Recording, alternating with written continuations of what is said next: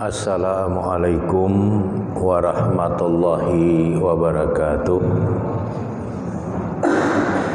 Alhamdulillah allazi hadana lihaza wa ma kunna linahtadiya laula an hadanallah. Asyhadu an la ilaha illallah wa asyhadu anna Muhammadan abduhu wa rasuluhu allazi la nabiyya ba'dah. Allahumma shalli ala Muhammad wa ala alihi wa ashabihi ajma'in.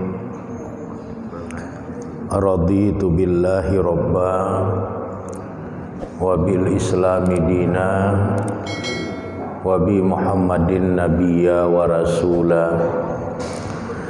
Amma ba'. Yang saya hormati bapak-bapak dan ibu-ibu serta anak-anak kami yang dirahmati oleh Allah Subhanahu wa taala.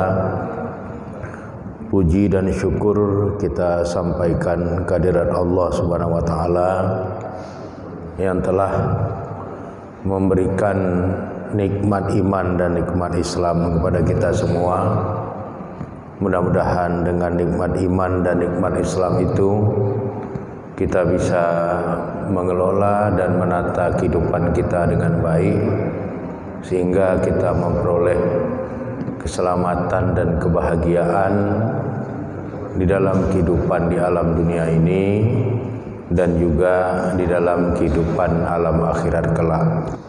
Selanjutnya selawat beriring salam tidak henti-hentinya kita mohonkan kepada Allah Subhanahu wa taala agar tercurahkan kepada Rasulnya Nabi Muhammad sallallahu alaihi wasallam beserta keluarga, para sahabat dan semua pengikut beliau yang setia hingga tegaknya hari berbangkit kelak. Adapun materi kita pada malam hari ini berkaitan dengan birrul walidain. Birrul walidain artinya adalah berbuat baik kepada kedua orang tua. Kenapa kita merasa penting dengan judul birrul walidain ini? Karena kita melihat ada banyak persoalan di dalam realitas kehidupan kita, di mana kita melihat banyak anak-anak ini tidak lagi memuliakan kedua orang tuanya. Kita membaca di berita-berita koran atau kita menonton di televisi, di mana kita menemukan berita ada anak yang menuntut ayahnya, ada anak yang menuntut ibunya, ada anak yang membunuh ibunya, ada anak yang membunuh ayahnya. Ini adalah sebuah fenomena yang seharusnya tidak boleh terjadi dalam kehidupan hamba-hamba Allah. Apalagi jika hamba Allah itu beragama Islam. Karena Islam mengajarkan satu konsep yang disebut dengan konsep birrul walidain. Konsep berbuat baik kepada kedua orang tua. Di dalam Al-Quran, tepatnya di dalam surat Al-Isra, surat ke-17 ayat 23, Allah Subhanahu wa taala berfirman, wa qada rabbuka, dan Allah telah memerintahkan kepadamu alla ta'budu illa iyyahu, agar kamu sekalian tidak menyembah kecuali hanya menyembah Dia. Wabil walidaini ihsana, dan kepada kedua orang tua hendaklah kamu sekalian berbuat kebaikan. Menurut para mufassir mu'tabar, surat Al-Isra ayat 23 ini meletakkan posisi kedua orang tua langsung di bawah posisi Allah dan Rasul-Nya. Setelah Allah memutuskan agar hambanya menyembah Allah, maka kemudian Allah memerintahkan wabil walidaini ihsana, kepada kedua orang tua hendaklah kamu berbuat kebaikan. Jadi berbakti kepada kedua orang tua itu posisinya hanya satu tingkat di bawah berbakti kepada Allah Subhanahu wa taala.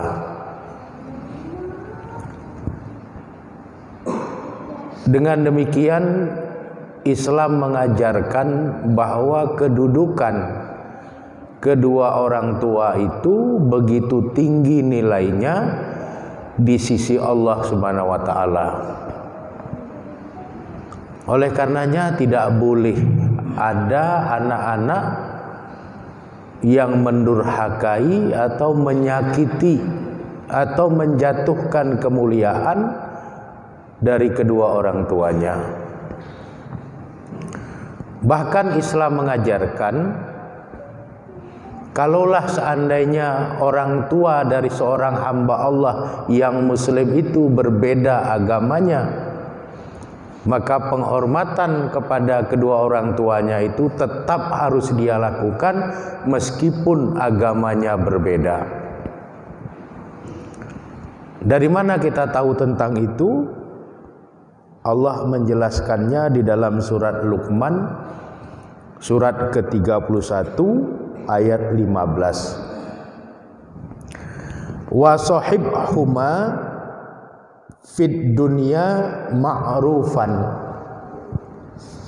dan perlakukanlah keduanya di dunia dengan ma'ruf, dengan kebaikan. Ayat ini diturunkan berkaitan dengan persoalan ada seorang hamba Allah yang berbeda agamanya dengan kedua ibu bapanya, di mana si anak sudah muslim tapi kedua ibu bapanya masih belum muslim. Allah menegaskan meskipun kedua orang tuanya belum muslim, maka wajib hukumnya tetap berbuat kebaikan kepada kedua orang tuanya. Ini harus menjadi perhatian bagi kita semua, bahwa Islam punya konsep birrul walidain, punya konsep berbuat baik kepada kedua orang tua. Apa dan bagaimanapun keadaan kedua orang tua kita itu harus kita muliakan, harus kita berbuat baik kepadanya. Sekalipun barangkali ada seorang hamba Allah yang agamanya berbeda dengan agama kedua orang tuanya, tetap dia diperintahkan untuk berbuat baik kepada kedua orang tuanya yang agamanya tidak sama dengan dirinya.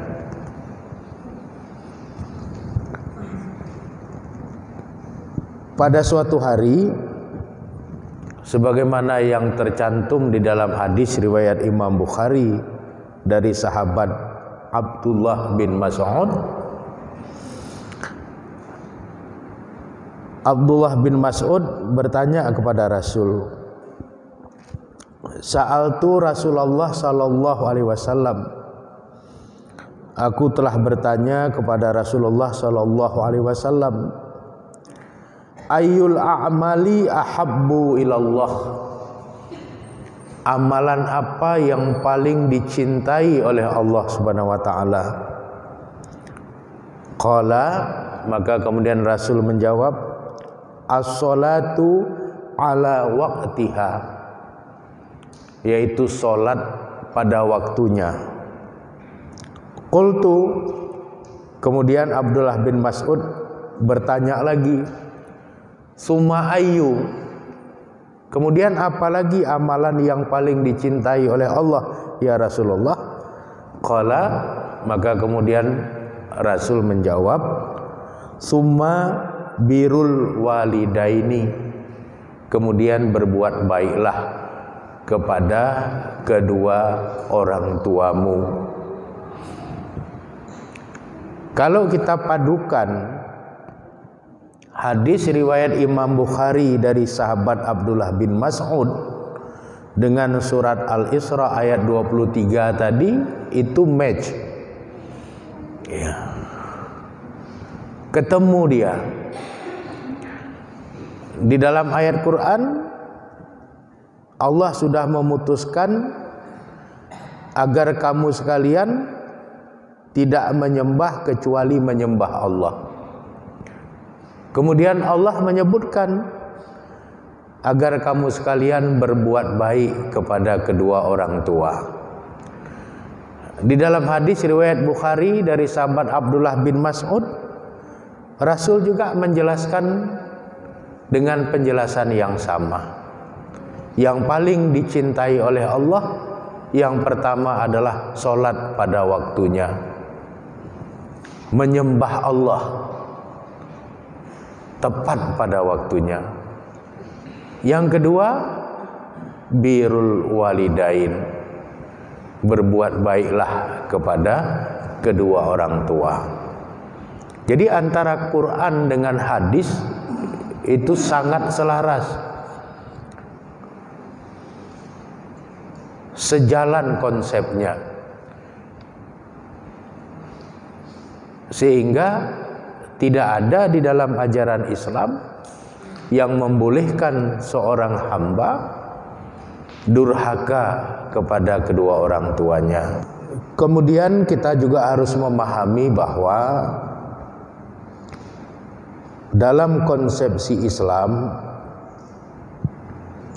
orang tua itu adalah pintu tengah surga. Jadi kedua orang tua kita itu adalah pintu tengah surga. Kalau masih kepingin masuk surga, jangan pernah durhaka kepada kedua orang tua. Kenapa seperti itu? Karena di dalam hadis yang diriwayatkan oleh Imam Ahmad dan Imam Tirmizi dari sahabat Abu Darda, hadis ini punya asbabul wurud, punya sebab kenapa adanya hadis ini. Pada suatu hari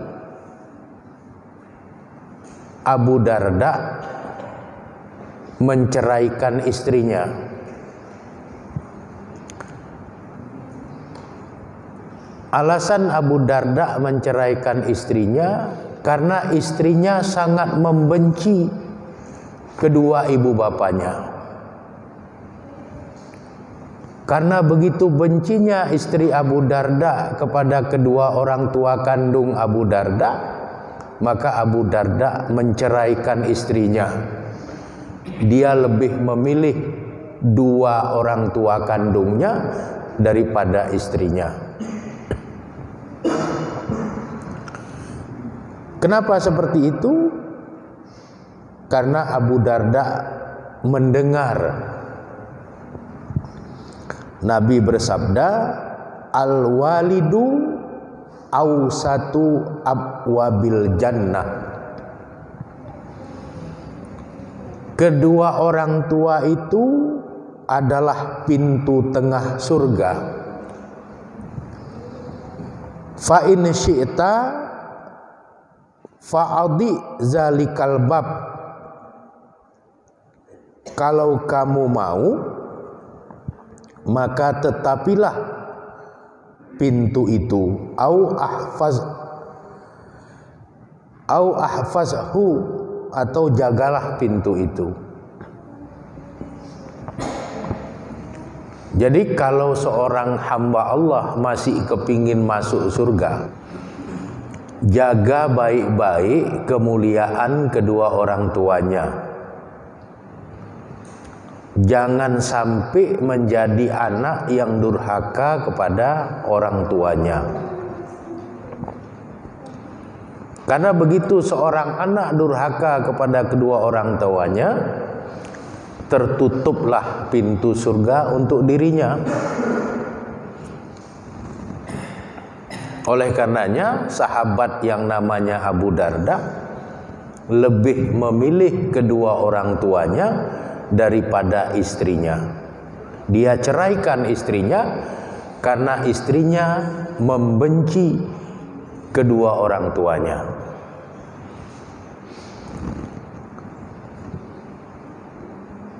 Dan itulah yang diajarkan oleh Islam.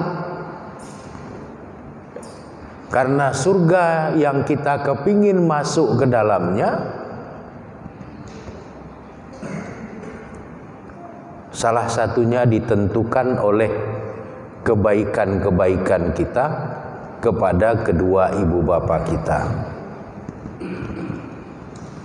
Nah, ini harus menjadi catatan penting bagi kita semua.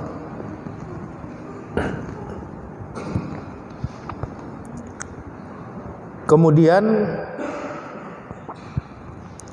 di dalam hadis yang diriwayatkan oleh Imam Tirmizi dan Imam Ibnu Hibban dari sahabat Abdullah bin Umar, Nabi juga menjelaskan bahwa ridha orang tua itu menentukan ridhonya Allah pada dirinya. Nabi bersabda, ridha Rabbi fi ridhal walidi. Ridhonya Allah yang maha memelihara itu ada di dalam ridho kedua orang tuanya. Jadi sebelum kita mengharapkan dapatnya ridho Allah, kita harus lebih dahulu mendapatkan ridho dari kedua orang tua kita. Kalau ridho dari kedua orang tua kita sudah kita dapatkan, maka secara otomatis Allah pun akan memberikan keridhoannya kepada kita. Wasakhatur Rabbi, murkanya Rabb Allah yang maha memelihara, fi sakhatil walidi, ada di dalam murkanya kedua orang tua. Jadi kalau kedua ibu bapa itu murka pada seorang hamba Allah, maka Allah pun akan murka kepadanya. Makanya setiap anak harus berhati-hati di dalam hidupnya, jangan sampai terjadi di mana anak-anak kemudian menjadi durhaka kepada kedua orang tuanya. Anak-anak yang durhaka kepada kedua orang tuanya dipastikan tidak akan masuk surga, dan dipastikan tidak pernah mendapatkan ridha Allah sepanjang hidupnya. Jadi berbuat baiklah kepada kedua orang tua supaya pintu tengah surga itu terbuka untuk kita,